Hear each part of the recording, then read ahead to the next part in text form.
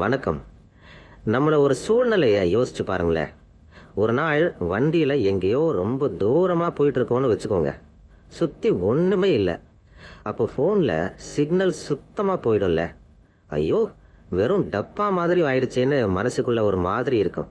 அப்படித்தானே நம்ம எல்லாருக்கும் நடக்கும். இப்ப நீங்க ஒரு தானா ஓடும் கார்ல போறீங்கன்னு வச்சுக்கோங்க.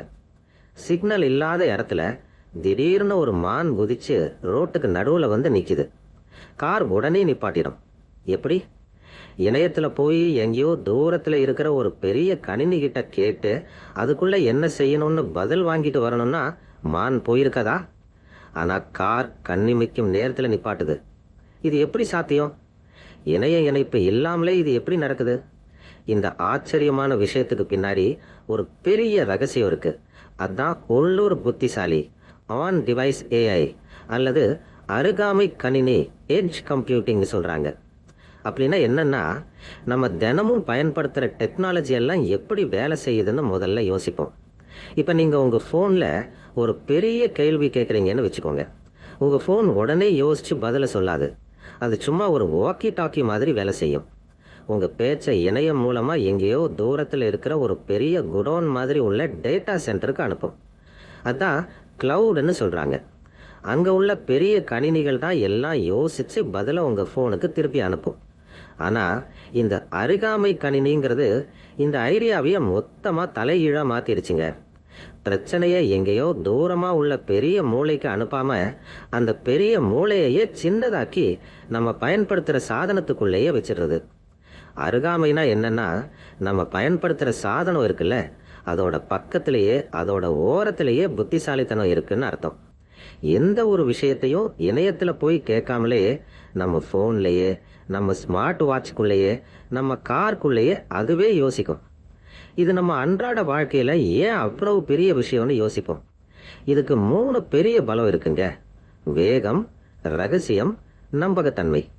எந்த ஒரு விஷயத்துக்கும் சிக்னல் எங்கேயோ உலகத்தை சுற்றி வந்துக்கு போக காத்திருக்க வேண்டாம்னா அது கண்டுமைக்கும் நேரத்தில் வேலையை செய்யும்ல. அப்புறம் உங்கள் தகவல்கள் எல்லாம் உங்கள் ஃபோனுக்குள்ளேயே இருக்கும், வெளியில் எங்கேயும் போகாது. அதனால உங்கள் ரகசியங்கள் பாதுகாப்பாக இருக்கும். அப்புறம் சிக்னலே இல்லாத இடத்துல கூட இது வேலை செய்யும். இதையெல்லாம் நம்ம தினமும் பயன்படுத்திக்கிட்டு இருக்கோம், ஆனால் நமக்கு தெரியாது. நீங்கள் ஃபோன் இல்லாமல் ஜாகிங் போகிறீங்க. அப்போ உங்கள் ஸ்மார்ட் வாட்சில் இதய துடிப்பு சரியா இல்லைன்னு காட்டுதில்ல. அதுக்கு இணையம் தேவையில்லை. இல்லை, வெளிநாட்டுக்கு போயிருக்கீங்க, அங்கே இணையம் இல்லை, ஆனால் ஒரு மொழியை இன்னொரு மொழிக்கு உடனே மாற்றி காட்டுதில்ல. அதெல்லாம் இந்த அருகாமை கணினியோட வித்ததாயா? இந்த தொழில்நுட்பத்தை வச்சு என்னென்ன பெரிய வேலைகளை எல்லாம் செய்யலான்னு பார்ப்போம். அந்த தானாக ஓடும் கார் உதாரணத்தையே எடுத்துக்குவோம். இப்போ ஒரு டெஸ்லா கார் இருக்குன்னு வச்சுக்கோங்க. அது ஒரு பெரிய நகரத்தில் போகுது, இல்லைன்னா ஒரு மலை பாதையில் போகுது. அப்போ ரோட்டில் உள்ள போர்டுகளை பறிக்கணும், ஆட்களை தவிர்த்து போகணும், ரோட்டை விட்டு விலகாமல் போகணும். ஒவ்வொரு செகண்டும் அவ்வளவு விஷயங்களை அது பார்க்கணும். இணைய இணைப்பு அடிக்கடி போகும். சுரங்கத்துக்குள்ளே போனால் சிக்னல் கிடைக்காது, நெட்வொர்க் ஜாம் ஆகும். அப்போ இணையத்தை நம்பி இருக்க முடியாதுல்ல. அதனால தான் இந்த டெஸ்லா காருக்குள்ளேயே ஒரு பெரிய சூப்பர் கம்ப்யூட்டரே இருக்குதுங்க. உயிரும் சாவும் சம்பந்தப்பட்ட முடிவுகளை சிக்னலே இல்லாத பாலைவனத்தில் கூட அதுவே உடனே எடுக்குது, நம்மளை பாதுகாக்குது. இந்த மாதிரி ஒரு நொடி கூட தாமதமாக கூடாதுங்கிறதுனால தான் இந்த அருகாமை கணினி பாதுகாப்பு துறையிலையும் ரொம்ப முக்கியம். இப்போ ஒரு ஏவுகணை இருக்குன்னு வச்சுக்கோங்க. ஒரு நகரத்தை ஒரு ஆபத்திலிருந்து காப்பாற்ற இதை அனுப்புகிறாங்க. அது ரொம்ப வேகமாக போகும். ஒரு நொடியோட 10ல் 1 பங்கு லேட் ஆனாலும் குறி தவறிடும். அப்புறம் எதிரிங்க சிக்னலை அழிக்க பார்க்கலாம், ஜிபிஎஸ்ஸை வேலை செய்ய விடாமல் பார்க்கலாம்.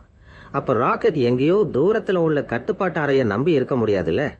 அதுக்குள்ளேயே சின்னதாக ஒரு புத்திசாலி கணினி இருக்கும்.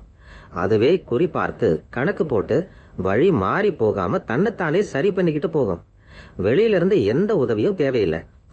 கடந்த சில வருஷமா நாம எங்கேயோ தூரத்தில் உள்ள கிளவுடில் இருக்கிற பெரிய கணினி புத்திசாலிகளை பார்த்து ஆச்சரியப்பட்டோம். ஆனால் அடுத்த பெரிய வளர்ச்சி என்னன்னா, அந்த புத்திசாலித்தனத்தை எல்லாம் நம்ம பக்கத்திலேயே, நம்ம உலகத்திலேயே கொண்டு வரது தான். அருகாமை கணினிங்கிறது கணினி புத்திசாலித்தனத்தை எங்கேயோ தூரத்தில் உள்ள டேட்டா சென்டர்ல இருந்து எடுத்து நம்ம சட்டப்பைக்குள்ளேயே, நம்ம வண்டிக்குள்ளேயே, நம்ம வீட்டுக்குள்ளேயே கொண்டு வந்து வைக்குது. இது நம்ம சாதனங்களை சும்மா புத்திசாலி மட்டும் ஆக்கல, ரொம்ப துணிச்சலான எதையும் தனியா செய்யற சாதனங்களா ஆக்குது. இந்த தொழில்நுட்பம் வளர வளர நம்ம கையில உள்ள ஒவ்வொரு சாதனமும் நம்மளை கவனிக்கும், பாதுகாக்கும், நமக்கு உடனே உதவும். இணையத்தால மட்டும் நம்மளை இணைக்காம நம்ம சுத்தி உள்ள உலகத்தையே இன்னும் வேகமா, பாதுகாப்பா, ரொம்ப சுலபமா ஆக்கும். கடந்த பல வருஷமா நாம நம்ம கிட்ட உள்ள எல்லா சாதனங்களையும் இணையத்தோடு இணைக்கிறதுல தான் மொத்த சக்தியையும் செலவு பண்ணோம். ஆனா அடுத்த பெரிய வளர்ச்சி என்னன்னா, இணையம் இல்லாமலே அந்த சாதனங்கள் புத்திசாலித்தனமா வேலை செய்யற மாதிரி ஆக்குறது தான்.